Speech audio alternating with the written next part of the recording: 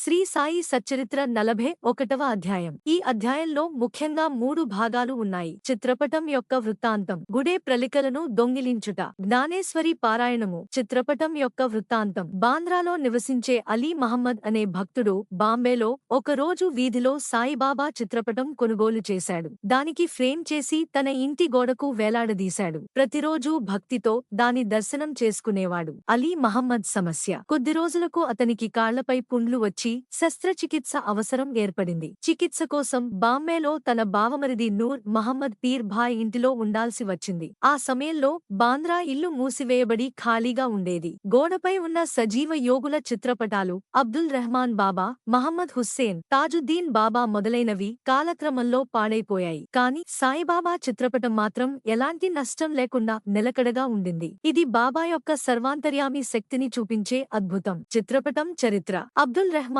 బాబా యొక్క శిష్యుడు మహమ్మద్ హుస్సేన్ ఒక చిన్న చిత్రం సంపాదించాడు. అది నూర్ మహమ్మద్ పీర్ భాయ్ కు చేరింది. 8 సంవత్సరాల పాటు అతని టేబుల్ పై ఉండేది. తరువాత అతను ఫోటోగ్రాఫర్ దగ్గరకు తీసుకెళ్లి సజీవముగా కాపీలు తయారు చేయించాడు. ఆ కాపీలలో ఒకటి అలీ మహమ్మద్ దగ్గరకు వచ్చింది. అయితే నూర్ మహమ్మద్ తన గురువు కోపించారని భయపడి ఆ చిత్రపటాన్ని పడవలో సముద్రంలో ముంచివేశాడు. తన దగ్గర ఉన్న మిగతా చిత్రాలను కూడా సముద్రంలో పారేశాడు. ఆశ్చర్యం. అలీ మహమ్మద్ తన మేనేజర్ను ఆదేశించి ఇంట్లో ఉన్న చిత్రాలను కూడా సముద్రంలో పడేయమని చెప్పాడు. కాని 2 నెలల తర్వాత తన ఇంటికి తిరిగి వచ్చినప్పుడు సాయిబాబా చిత్రం మళ్లీ గోడపై ఉన్నట్లుగానే కనిపించింది. ఇది చూసి ఆశ్చర్యపోయి దాన్ని బీరువాలో దాచేశాడు. చివరికి మౌలానా ఇస్మాయిల్ ముజాఫర్ సలహాతో ఆ చిత్రాన్ని హేమాడ్ పంతుకు బహూకరించాడు. ఈ సంఘటన ద్వారా బాబా యొక్క చిత్రపటం సజీవంగా ఉందని, ఆయన ఇష్టంగా తన భక్తులను కాపాడుతాడని తెలుస్తుంది. రహస్యాలను దొంగిలించుట. బివి దేవుగారు జ్ఞానేశ్వరి, భగవద్గీత వంటి గ్రంథాలను చదవాలని చాలా కాలంగా కోరికపడ్డారు. కానీ జ్ఞానేశ్వరి ప్రారంభించగానే అడ్డంకులు ఎదురవుతున్నాయి. షిర్డీకి వచ్చి తన కోరికను బాబాకు తెలియజేశాడు. బాబా యొక్క పరీక్ష.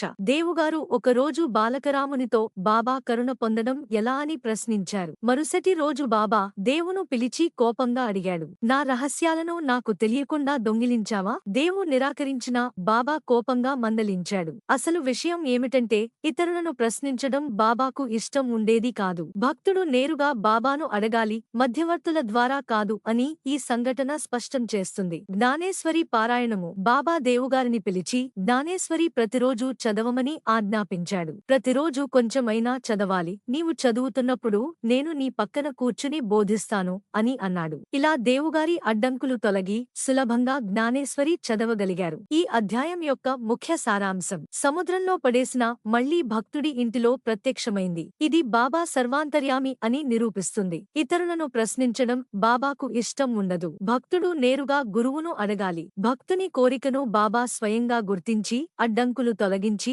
చదువుకోమని ఆజ్ఞాపించాడు. ఈ అధ్యాయం పాఠం. బాబా తన భక్తుల కోరికలు నెరవేర్చుతాడు, కానీ భక్తులు నేరుగా ఆయనను ఆశ్రయించాలి. ఇంతటితో ఈ అధ్యాయం ముగుస్తుంది. శ్రీ సచ్చిదానంద సద్గురు సాయినాథ్ మహారాజ్ కి జై. మరిన్ని మంచి భక్తి కథలు మరియు వీడియోల కోసం ఈ ఛానల్ని సబ్స్క్రైబ్ చేసుకుని లైక్ అండ్ షేర్ చేయండి.